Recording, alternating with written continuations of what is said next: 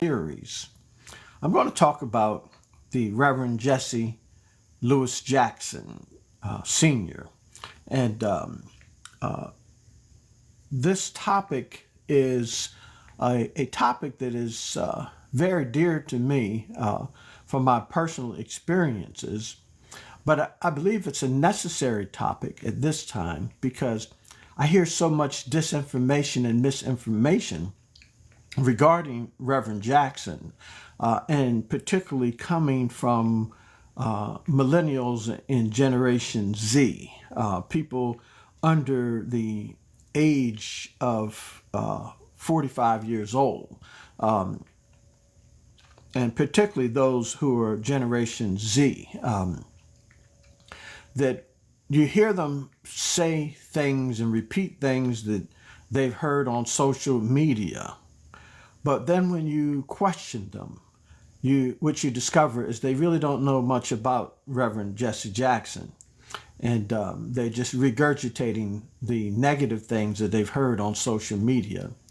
And the two things that you hear most is particularly on TikTok and other social media outlets, where they attack Reverend Jackson for using the term African American and making the terms African American popular.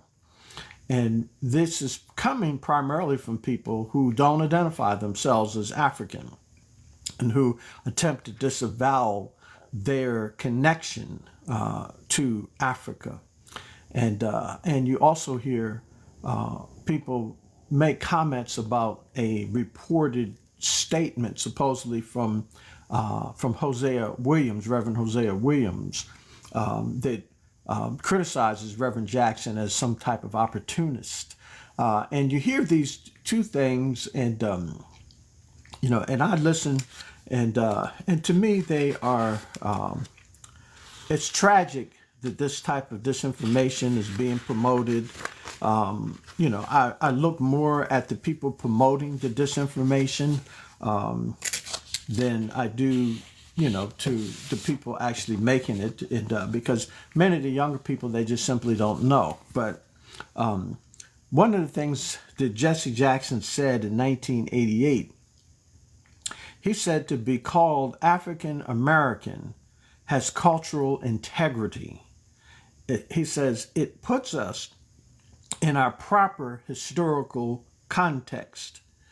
And he goes on to say that every other group in this country has a reference to their land of origin. And so I thought this was very important in terms of Jesse Jackson's statement, because if you go back historically, what you'll find is that black people have referred to themselves as African from the time we arrived on the continent. And so it's important, we can go back and see, for example, Benjamin Banneker. And Benjamin Banneker was a polymath. He was a mathematician. He was a skilled person. He wrote an almanac. He developed a calendar, made a clock. And he was a genius of his time. And he was a black man. And in 1797, he wrote a letter to Thomas Jefferson. And in this letter to Thomas Jefferson, he criticized the fact that the Declaration of Independence written by Thomas Jefferson was being contradicted by the actions that were taking place against black people in America.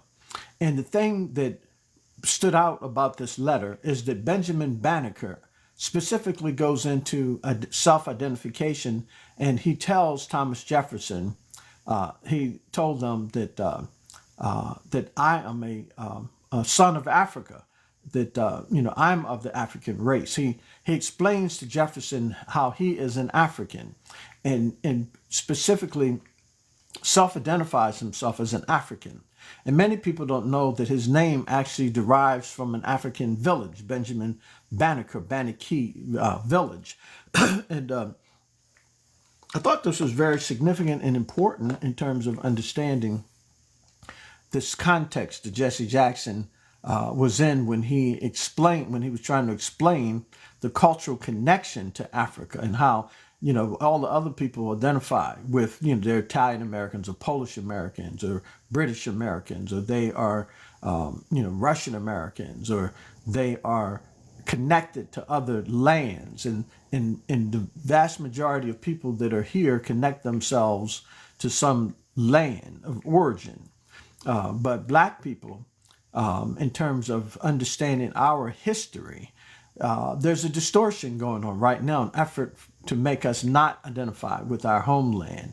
But Jesse Jackson was very conscious of this, and he saw it as a stage in the evolution of consciousness of black people in America, of moving from the situation where we were just involved in civil rights struggle, and we were on a constant offensive in terms of civil rights, that this was an opportunity now for us to more deeply explore our identity.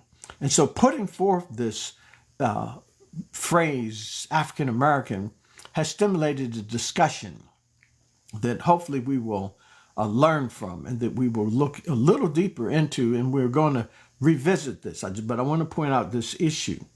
There's also this issue about Reverend Jackson, where Hosea Williams is saying that, well, he was downstairs below the balcony when Reverend King was unalived.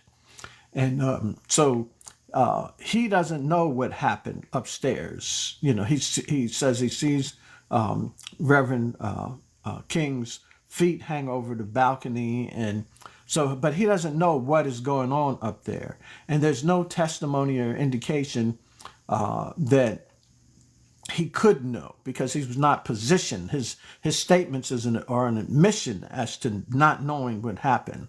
But the issue as to where Reverend Jackson was, there's controversial claims as to where Reverend Jackson was when he arrived on the balcony, whether he was downstairs to where Hosea Williams was and then later went up. This unclear as to what actually happened if you look at all of the testimony together. But the fact is that Jesse Jackson was up on the balcony at some point, and he did get blood on him. And to criticize him was something that was divisive for the black community, and to try to characterize him as a opportunist is to try to take the mantle of Reverend King.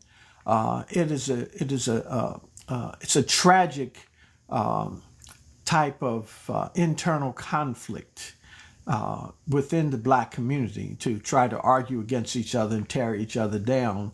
And I don't say this to criticize Hosea Williams or Andrew Young or any of them.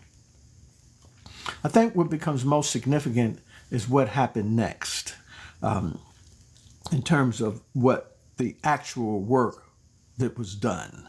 And I'll revisit the thing about the identity issue. But what I want to do is I want to actually talk about who was Reverend Jackson. What did Reverend Jackson do? And why is he significant? Is he significant?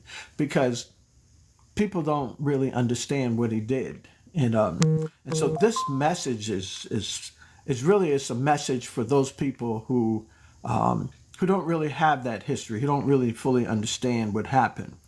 And let me say that some of the things that I'm going to share, this is only some of the things, that there's so much more information because Reverend Jackson was involved in so many different things. But let me just start back in 1941. Reverend Jackson was born in South Carolina. And of course, he went through his childhood and, his early development period. And all of this is very significant in terms of understanding who Reverend Jackson is. But I think what becomes most significant is that in 1964, he graduated from A&T State University in North Carolina. And he was about 23 years old when he graduated. And then he attended Chicago Theological Seminary to become a preacher. And while at the theological seminary in 1965. This was the period of time where there was marching going on in Selma to Montgomery, the Selma to Montgomery marches, and there was this event called Bloody Sunday. And this event was televised nationwide. And the state troopers and law enforcement attacked about 600 marchers on Edmund Pettus Bridge. And John Lewis was one of the leaders of that march during that time. Reverend King was not present at the march at that time. But this was a tragic setback for the Civil Rights Movement and for the Voting Rights Act, which was on the table to be discussed and passed, this Voting Rights Act. And so there was just massive resistance to the passage of the Voting Rights Act by YT people, particularly in the South. And it's reported that Reverend Jackson saw this, the march, and saw the attack on the marchers on television, and that he became very upset at the seminary. And he jumped up on the table and he spoke, and he recruited about 30 people from the seminary, including some staff, professors, and they went to Georgia to participate in the follow-up marches. And so he participated in the Selma to Montgomery march that was led by Dr. King. And of course, Dr. King came back, he led the march, and they were confronted by law enforcement and threatened with violence and weapons waved at them. And Martin Luther King stopped and had the crowd to just kneel and pray. And they prayed and they turned around and they went back. And this created a condition across the country and across the world where there was massive support now for this Voting Rights Act, and there was massive support for the continuation of this march. So they rescheduled another day for the march. And this time, thousands of people showed up to support the march. And the president federalized the National Guard to provide security for the marchers against the local police and local racist groups that were opposed to voting rights for Black people.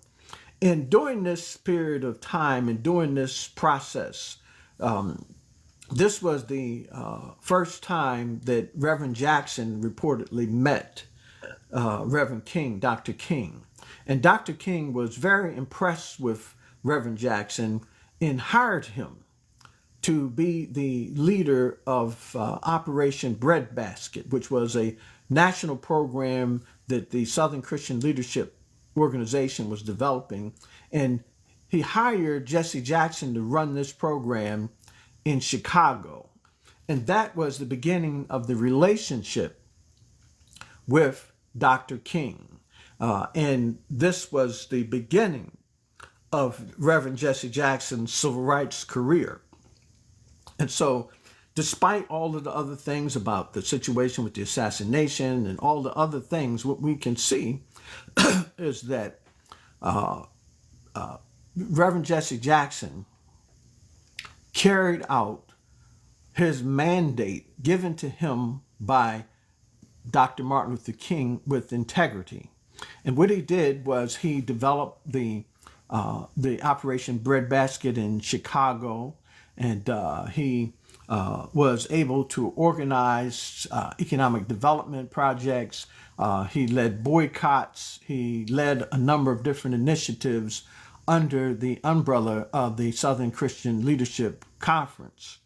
And then, of course, after the tragedy of the assassination of Reverend Dr. Martin Luther King Jr., he remained with the SCLC until about 1971. And in 1971, he broke away from the Southern Christian Leadership Conference and went out on his own. And of course, there was internal controversy going on because there was, in essence, a power struggle within SCLC over who was going to be in control of SCLC. And tragically and unfortunately, this is what happened in the vacuum of a great leader, leaving a vacuum such as Dr. Martin Luther King. But what it did was it launched Reverend Jesse Jackson independently into Operation Push. And then Operation Push continued a number of different programs. And what I want to do is I want to illuminate some of those programs and some of the things that that Reverend Jackson actually did. And I think it's very significant. And I'm not going to break down all of the time frames for all of these, but I'll maybe mention some of them.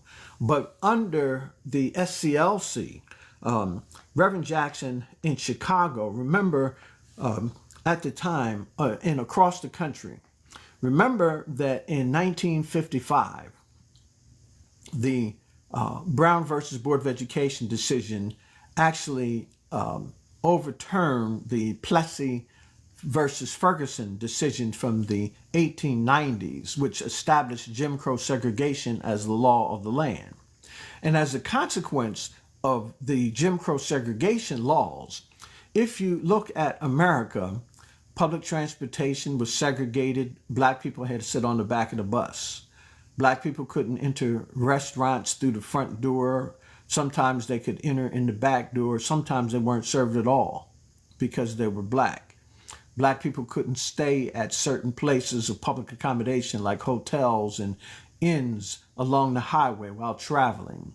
Black people were in a condition where in some cases they couldn't go in a movie theater at all. In other cases, they had to sit in the balcony. And when we began to look at the conditions that existed in the United States, there was a public accommodations issue that was going on in terms of black people being able to enter public spaces on equal terms. And, you know, there being a public water fountain and there's a white tea water fountain and a colored water fountain, and blacks being segregated in the society as such. And Dr. Martin Luther King, remember, right after this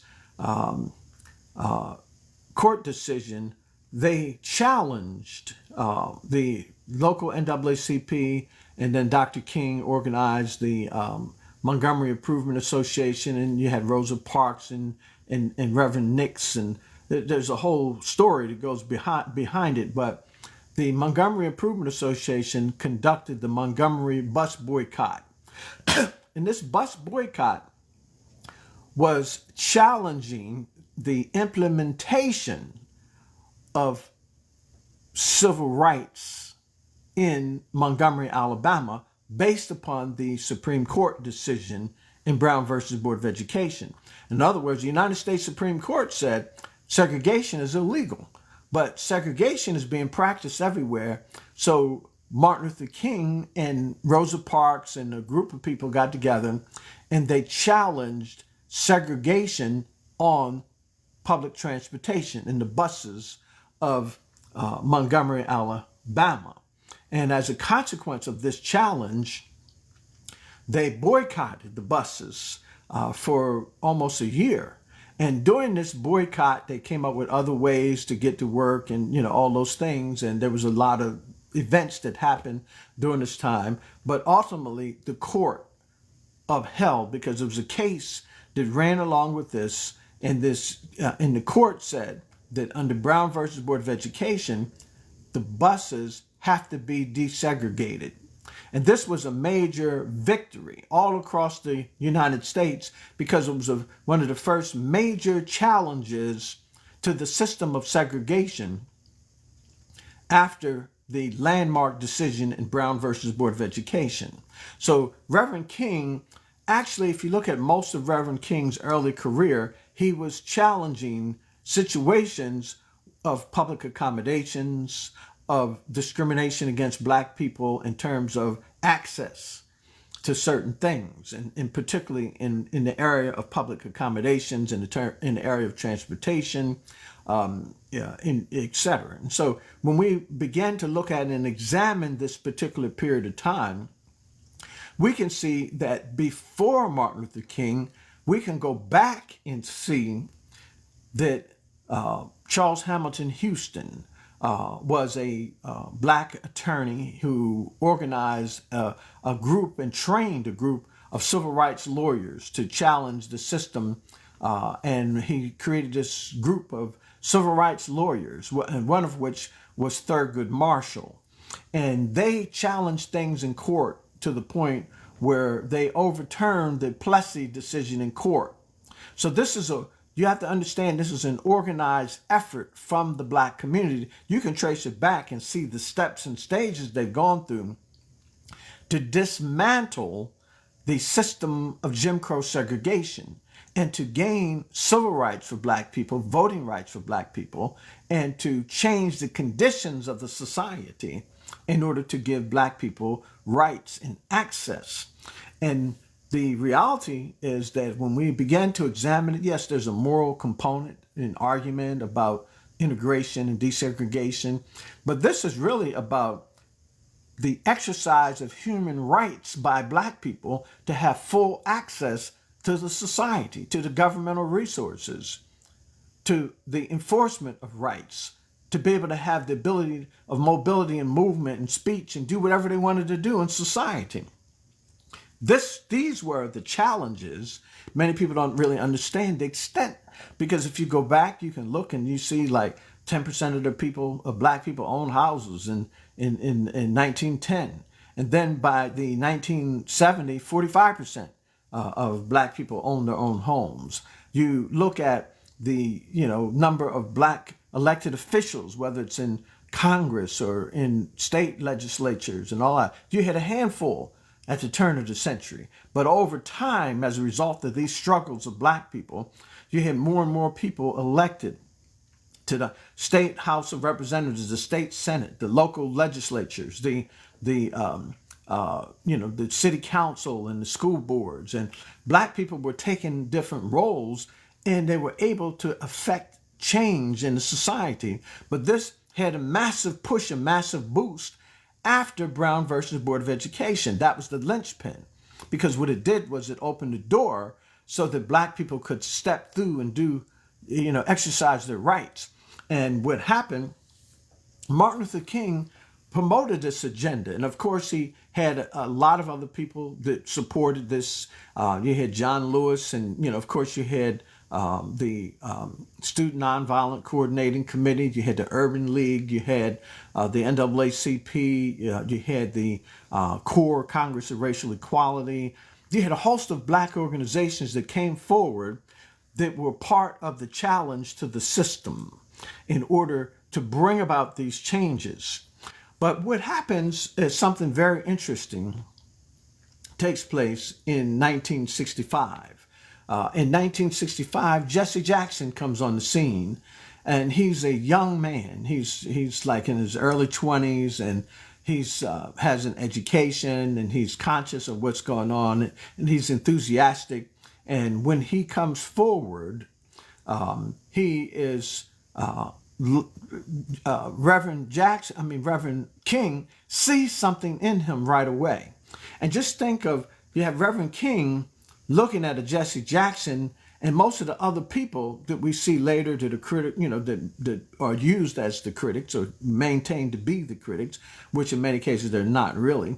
The fact of the matter is that this is the youngest generation now that he's dealing with. Dr. King, he's looking at the changing of the guard. So he's cultivating Reverend Jackson, and he puts Reverend Jackson in a very difficult situation, because Chicago was a very difficult area for Dr. King's philosophy of nonviolence, because black people's situation in Chicago was very different than it was in many other parts of the country.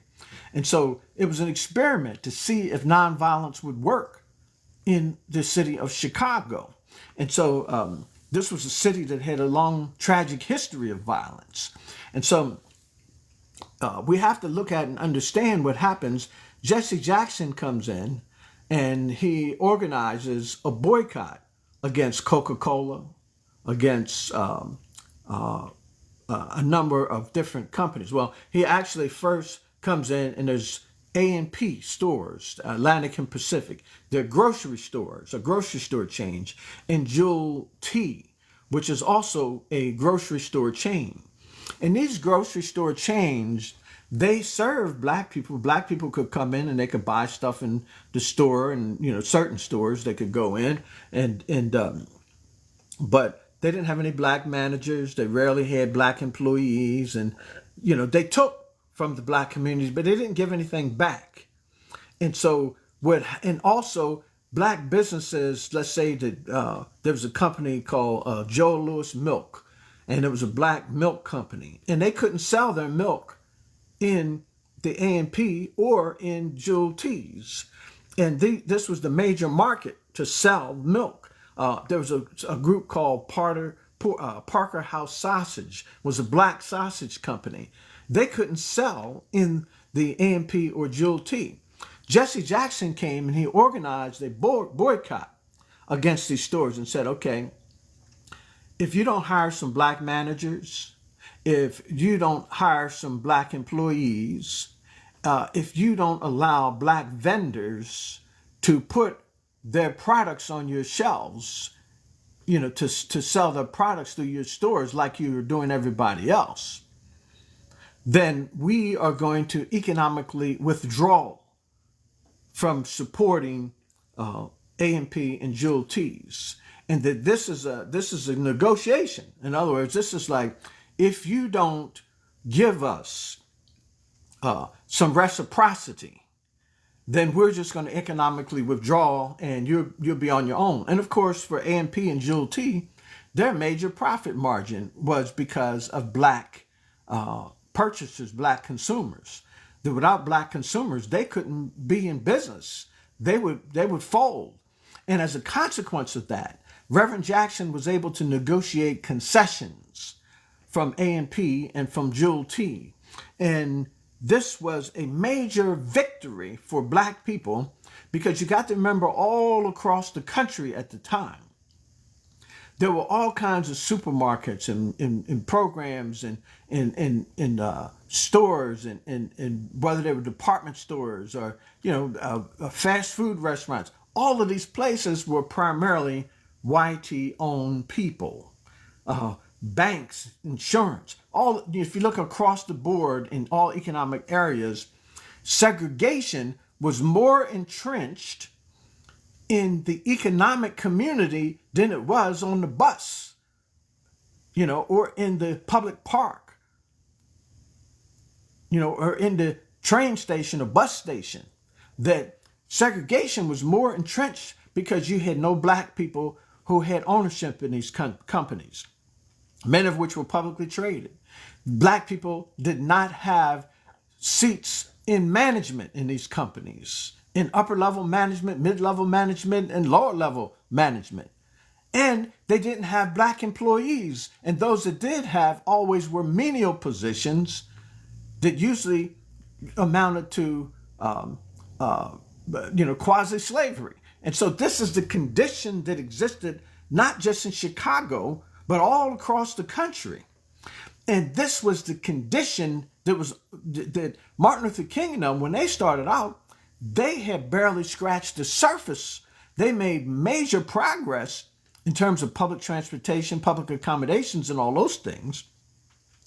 But the bottom line was, there's still this massive economy that's out there that black people are excluded from. And so Jesse Jackson comes in and he organized this boycott in Chicago of A&P and Jewel T, and he negotiated concessions from them because they realized that, hey, we're going to go out of business if these black people stop coming and buying from our stores. So what they did was they started hiring black managers. They put black people in different positions. They gave black people opportunity to acquire equity in the businesses. And in addition to that, they also brought in black vendors. So black people could come in and sell their ice cream on the shelves of the store. They could sell sausage. They could bring produce. They could bring other products. So black farmers and other black merchants and businessmen now have an outlet, a much broader market to sell their products. And this gave a major economic boost to the black community that had not existed before in America. And this is something that Jesse Jackson brought in through his work with the Southern Christian Leadership Conference as the head of Operation Breadbasket in Chicago. And then he also did something similar with Pepsi-Cola and Coca-Cola, and he led those boycotts. And of course, those were localized in Chicago and in the state of Illinois. And as a consequence of these efforts and what was going on, these companies gave concessions, and what they did was they started hiring black employees, they started hiring black managers, they gave black people an opportunity to get franchises and distributorships. So black people then began to be able to participate at the economic table. And this was a major success for Reverend Jesse Jackson from 1966 when he joined the operation under the leadership of Dr. King until 1971 when he left the organization. And so this was just the beginning, because in 1971, Reverend Jackson organized Operation Push. And Operation Push established a program of economic covenants. And it was a strategy of written agreements to get black people hired as managers, executives, to get black people on boards of directors, to get black people ownership, equity stakes, and to use black vendors and black suppliers to get real economic reciprocity and black people to have participation in the economic system. But only now, under Operation Push, it's no longer confined to Chicago. He now has expanded and he's doing this. He's going nationwide doing this. And so he's calling on for nationwide boycotts. In 1981, he called for a nationwide boycott of Coca-Cola Company. Now, they did the right thing in Chicago, but they weren't doing it anywhere else. And so he came in and he caused them to give concessions that year to spend about $34 million with black-owned businesses. And he started this campaign and this program, a Buy Black program. And what happened is, as a consequence of that, you had black people now getting Coca-Cola franchises. You had black people that were bottlers and that were distributors. And black people now are beginning to participate at a significant level in terms of with Coca-Cola. He did the same thing with Anheuser-Busch Company. Black people would buy, Budweiser beer, and they were consumers, but they had no managers, they had no distributors, they had black people weren't participants in the economic components of the company that provided jobs and incomes and business opportunities. And this boycott opened the door for black people to participate with this company. And Jesse Jackson did the same thing with Kentucky Fried Chicken. And as a consequence of that, you then had blacks became owners of Kentucky Fried Chicken franchises. And also very significantly, you got to understand how the system works. Let's say that you have a black-owned bank. Well, it was rare for there to be a black-owned bank. And those black-owned banks, they depended primarily on deposits from local people in local communities. And very often, this did not give much stability to black-owned banks. But as a result of Reverend Jesse Jackson's work, what ended up happening is he pressured companies, because many of these companies, like 30% of their customers, 40% of their customers, their major profit margin was coming from the black community. But they weren't putting anything back in the black community. So Jesse Jackson came and forced them through negotiation tactics to actually put blacks on boards, put blacks in management positions, to give franchises to blacks, to bring reciprocity so black people became major participants, company shareholders, and took major roles in companies. And in addition to that, Jesse Jackson also pressed those companies into making deposits into black-owned banks. And so then you saw a proliferation of black-owned banks begin to emerge, because some of these major companies now were, they were depositing money in black-owned banks, and that shored up black-owned banks. And so he created the kind of economic reciprocity that enabled black-owned banks now to get resources that they can now begin to lend in the black community and help to support and build businesses in the black community. And where black companies and black people couldn't get access to capital, now they're getting access to capital. All this is happening because of the work of Reverend Jesse Jackson. And so this is part of his major legacy that many people don't really understand the extent of it. There was something called the Chicago Fest, and it was something that was, it involved the Chicago Housing Authority. And of course you had all these black people in Chicago, but there was not a single black on the Chicago Housing Authority. And so Jesse Jackson fought in order to get black people on the Chicago Housing Authority so that the black voices could be represented on the Chicago Housing Authority in order to change things so that black vendors could participate, because the Chicago Housing Authority had a massive budget, but all the money was being channeled out to YT vendors in YT contracts and subcontracts. And so this opened the door for blacks to participate. In addition to that, Reverend Jackson led a 10-month boycott of CBS News and WBBM TV. And this was in 1985 to 86 that he led this, and because at that time there were no black anchors, there were no black general managers, there were no blacks in significant positions in any of these media companies, and particularly these news outlets.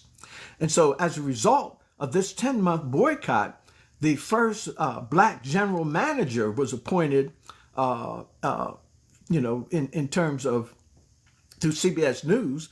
And then Lester Holt was appointed as the first black anchor.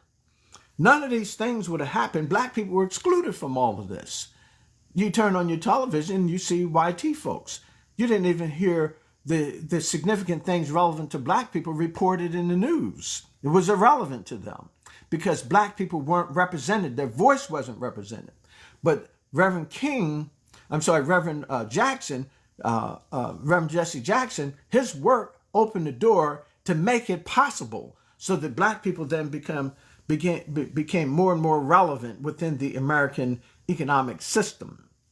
In 1998, Reverend Jackson challenged Wall Street, and particularly Freddie Mac, the Federal Mortgage Corporation. And this Federal Mortgage Corporation, what happened is they were still redlining, they were still engaging in practices that were discriminatory against blacks. And Reverend Jackson came in and he forced them to diversify their boardrooms.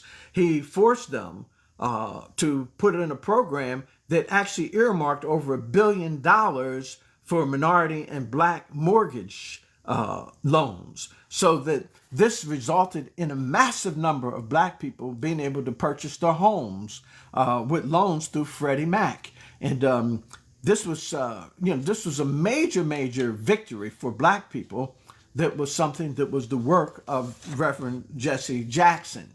And so in terms of, we can go through and look at the situation with Baldwin Ice Cream. There was also Seaway National Bank became the largest and most solvent black-owned bank as a result of the work of Reverend Jesse Jackson in getting deposits, from Wall Street companies, from major companies making their deposits using black-owned banks as a vendor of where they made deposits, And so in terms of looking at this, we also see this, what is it called, Burrell Burrell Communications. And what was happening is you didn't have black advertising agencies. And so now, as a result of Reverend Jackson's work and his boycotts, you get black advertising agencies developed.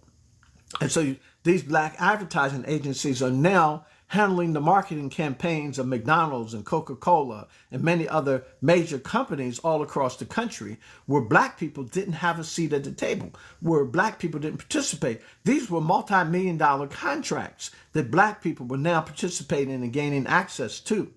In addition to that, the black media like Ebony, Jet, and local black newspapers. There was a bunch of black newspapers that were developing. And most of these, they had problems with advertising, because what happened is YT companies would not advertise with them. They wouldn't put any money in these companies. And it was very rare that they did. And as a result of the work of Reverend Jackson, this began to change. And black media companies began to flourish. Black newspapers developed. Black media and marketing programs began to get contracts and business opportunities they didn't get before. You can go across the board and see that, for example, construction companies, black construction companies, and black highway construction contractors, black utility contractors, black businessmen, HVAC contractors, etc. That blacks across a wide range and wide spectrum of opportunity, that blacks began to make significant progress as a result of and as a consequence of this work of Reverend Jackson. And somebody mentioned the Reverend Jackson's support of the anti-apartheid movement. And he had a very significant role in the anti-apartheid movement and the bringing an end to the apartheid system in South Africa. Something also that's very interesting is that in about 1984, Michael Jordan, who at that time was just signed, he was the third draft pick for the Chicago Bulls.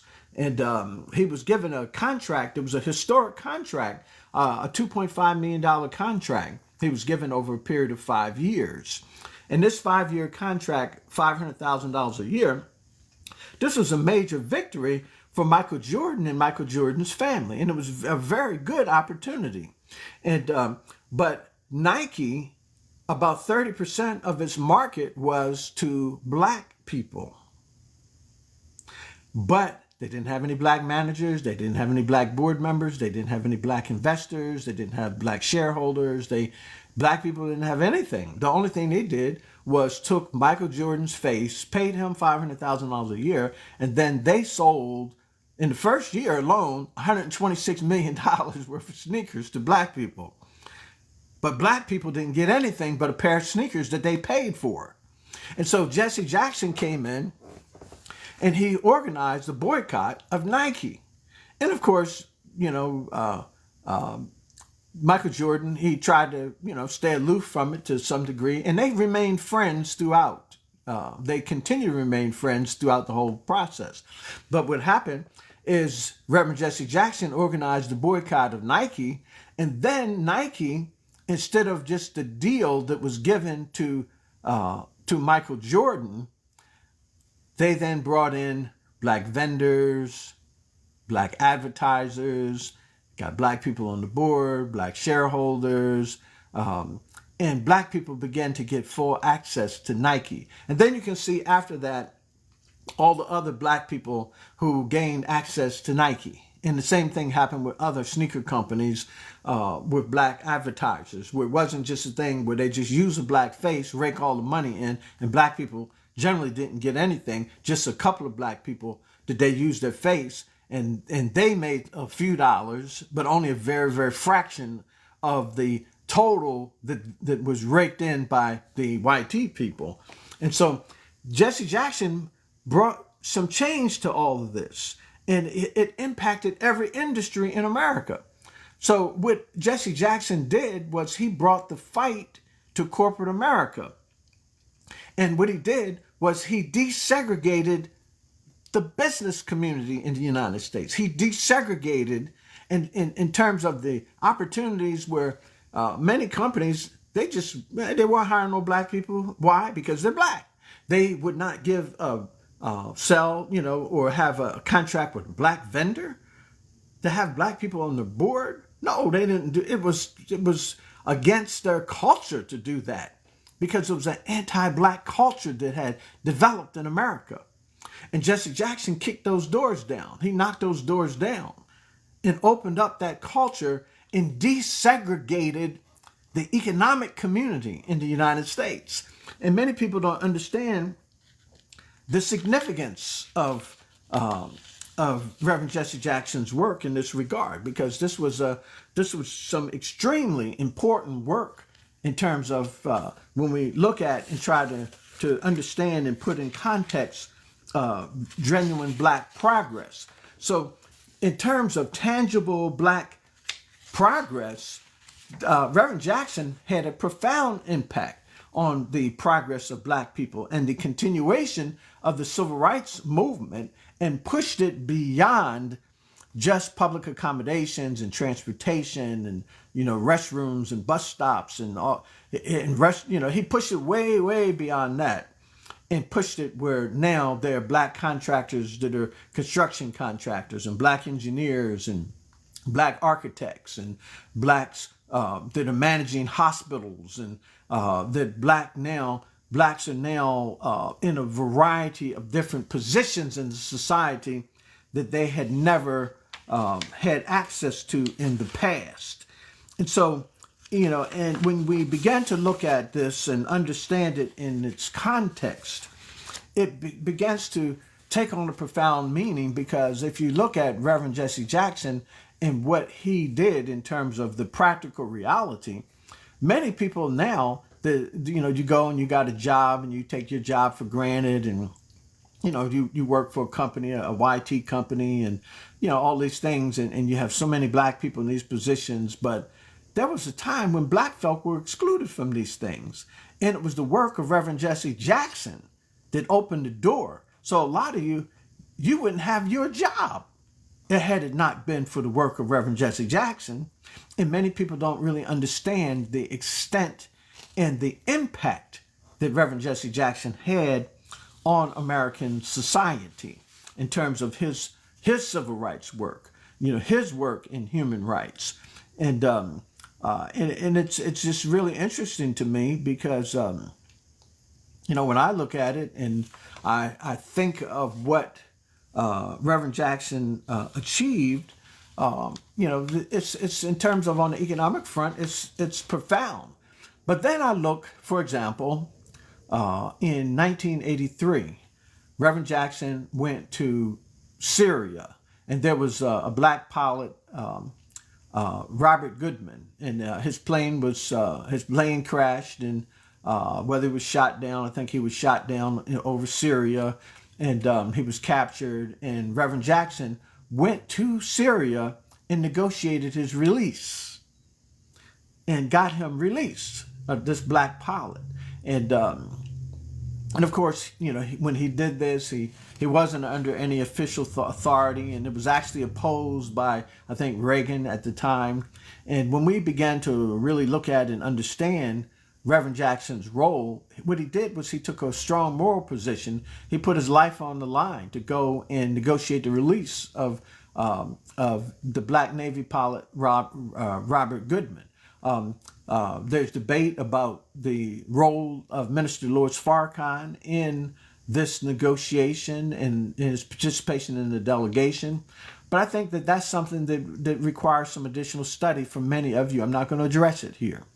But I think it's important to recognize that Jesse Jackson played the lead role in terms of, and he was the public face of this event that took place in terms of the release of Robert Goodman, the black pilot.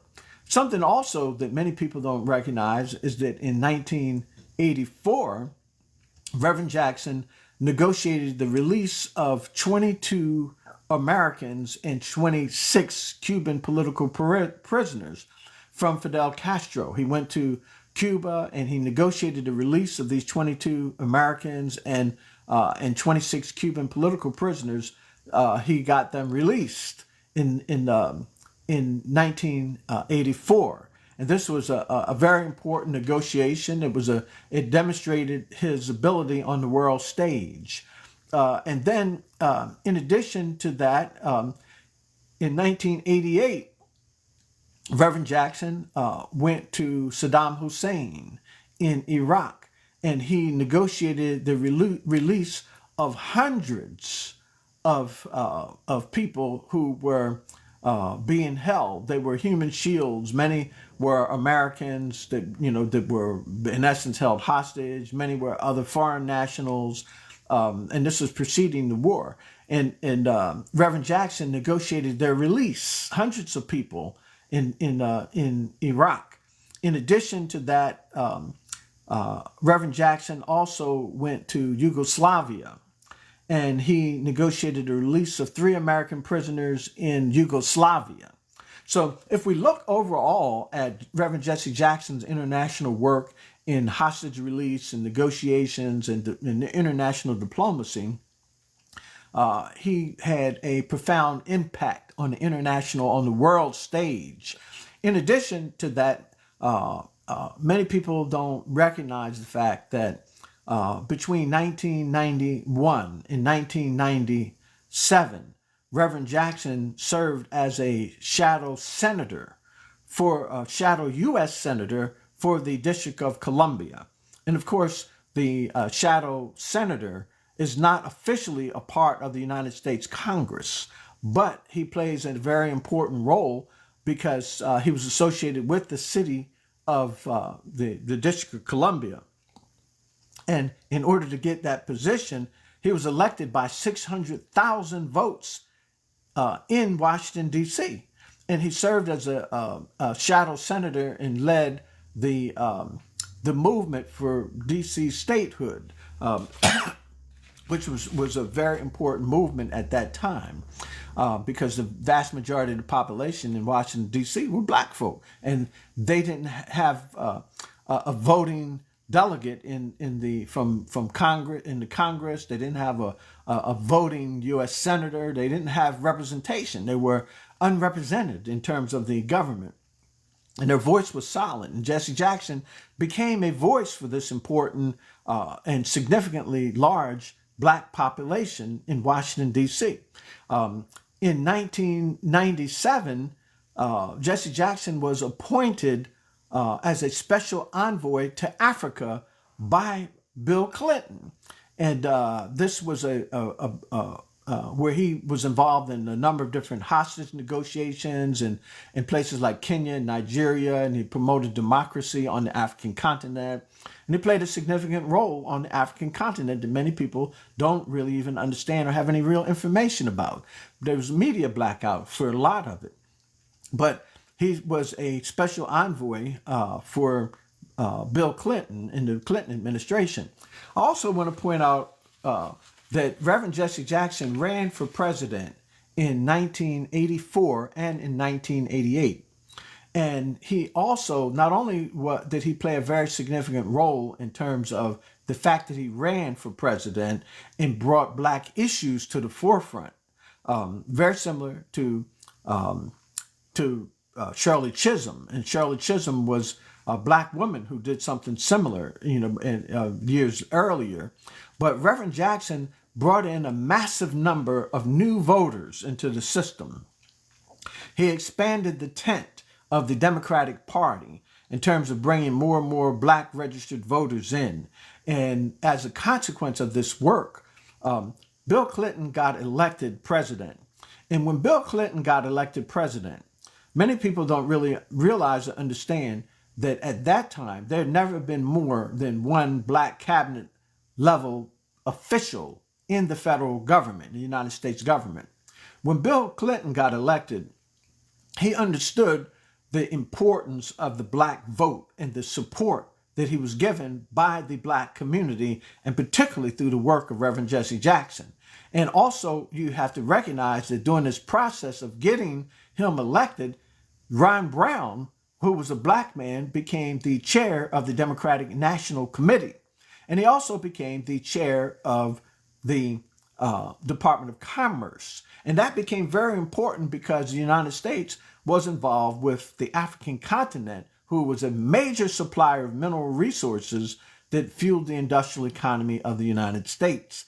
And so Ron Brown becomes the first black Secretary of Commerce, but Bill Clinton goes a lot further. He actually appoints 8 black cabinet level officials, which was unprecedented in the history of the United States. This would have never happened had it not been for the work of the Reverend Jesse Jackson.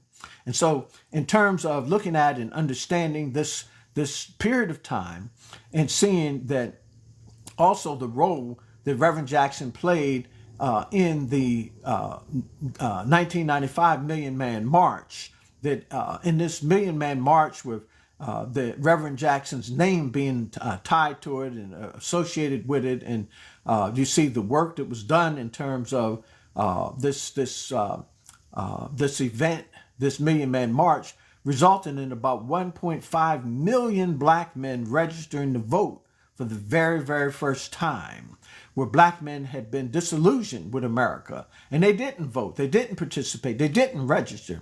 But as a result of this Million Man March, which was led by Minister Louis Farrakhan and Reverend Jesse Jackson's participation, as well as others, they were able to register 1.5 million black men to vote. And then Bill Clinton got a second term. And so in terms of looking at and understanding what happened and the significance of this, we can later see that this actually set the backdrop. It set the foundation work for the election, ultimately, of Barack Obama as president of the United States. And many people don't really understand that in 2006, there was a National Black Summit Conference where an agenda of about a 10-item agenda was established that established specific items that black leaders had organized and had basically came up with this agenda for the next president. And then, of course, Barack Obama became president. And Barack Obama, if you look at the checklist of these 10 items, Barack Obama worked diligently and made substantial progress on all of the items that were listed on the agenda in terms of this Black Summit Conference produced in 2006. Most people don't realize that. They just succumbed to the propaganda, the anti-black propaganda, and the attack on Obama, on Jackson, on black leaders in general. And so in terms of looking at and understanding, what happened in the things that happened in terms of the unfolding of history, it is important for us to be able to recognize that Reverend Jackson played a very historic and very significant role, because he was able to integrate the corporate boardrooms. He was able to have black become major shareholders. And blacks also were able to get products on shelves in places they never were able to get them before. And there was deposits in black-owned banks, and blacks entered certain industries and have access. They got access to become advertisers and play different economic roles in the society. And so in terms of looking at and understanding the role of Reverend Jackson, many people are not really aware of some of the things that Jackson did. And so he transitioned us from the period of time where we were just all about protests and moved us into the era of institutional governance, in the participation of black in institutional governance. And so in terms of looking at where we are today and looking at the economic progress of the black community, and today the black community, if we look at the black community today, we have about $1.8 trillion in annual income. And Black America has the highest standard of living of all other black people on earth. Black people in America have the highest levels of freedom of all other black people on the earth. And black people in America have the highest per capita income of all other black people on the earth. And these things are tragically under attack now through the Trump administration and through this new regime of YT supremacists. But Reverend Jackson's work has a very important role in history. And so we should celebrate Reverend Jackson. And this is why I make this tribute to him, because many people don't understand who he is. They don't understand what he achieved. They don't understand his work, his life's work. And, you hear some little things about Reverend Jackson, but many people don't really understand it, And I look at this issue about him presenting this idea of connecting us to Africa. And the fact of the matter is that the DNA evidence, the historical evidence, all the physical evidence supports the position that he took in terms of connecting us to the African continent. So I stand with Reverend Jackson with that, because I believe that he was right, and that the overwhelming evidence shows that he was right. And in addition, you can go through and you see Benjamin Banneker identifying himself as African. We see David Walker identifying himself as African. And you see so many blacks during the period of time leading up to the Civil War and after the Civil War, that most significant black leaders, they identified themselves as African. They recognize and acknowledge their African heritage. It's only the people that now are selling out because they don't have any information, they don't have any knowledge. And it's mainly the younger generations that have been cut off from information. Because if you go back and look, as soon as black people got freed, one of the very first organizations developed when America was formed in 1897 was the Free African Society.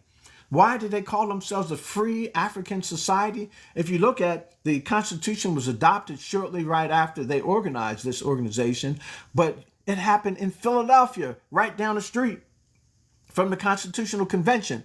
Why? Because black people were excluded. There were no black people invited to the Constitutional Convention. Black people didn't have a voice or say or participate in the government at all at that time. They were completely and totally excluded. So black people organized for themselves. And what did they call themselves? The Free African Society.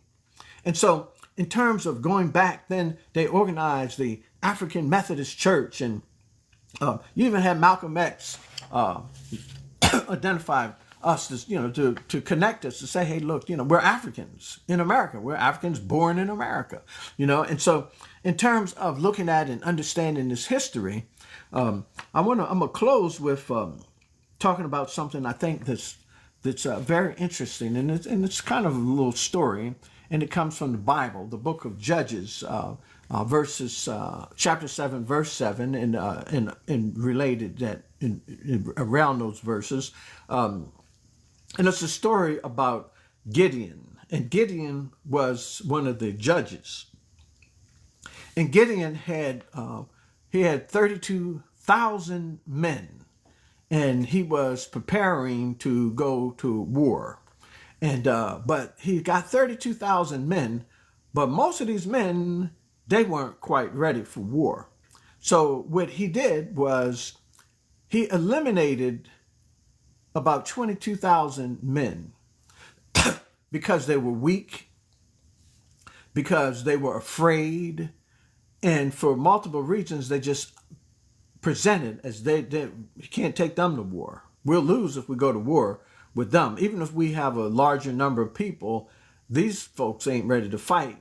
They will stumble over each other. They will destroy each other. And we have a similar situation that's happening now. We have a lot of black people out there, but they're not ready for any battle. They don't know who they are. They're confused. They're afraid. They are weak. And we have them criticizing each other, attacking each other, and attacking black leaders and their contribution when they don't even know anything about these leaders. And but Gideon actually whittled this group down to 10,000 people. And then in order to be sure, what he did was, he sought divine guidance. And so he was given the mandate to take them down to the river and let them drink from the river.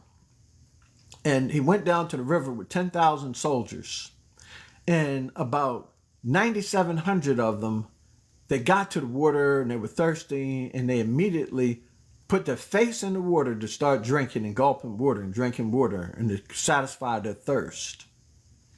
And they didn't watch their surroundings. They weren't observant. They weren't diligent. They didn't demonstrate the kind of stability and the kind of consciousness and awareness that was required for the battle. But 300 of the men, these 300 men, they kept watch.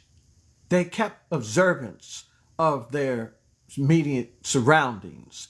And they scooped the water. They bent down while still observing, and they scooped water with their hand, and they drank water and satisfied their thirst while still paying attention and keeping watch and exercising diligence. And this revealed to Gideon who his true warriors were, who his true soldiers were. And with those 300 soldiers, they went out and they defeated the enemy. And the tragedy is that today, everyone is not ready for this battle that's coming. And that everyone is going to be, they're not going to know what to do. They're not going to understand. They don't have the backbone. They don't have the strength of knowledge or character even. And what's happening is that's what we're seeing with all of these tragic attacks that are occurring on our own people. With all this bickering and confusion and black against black and, FBA attacking the African and African attacking FBA and the ADOS. And you see all of these groups. All of these are part of those groups that Gideon eliminated because they were unfit. They were not ready for the real battle.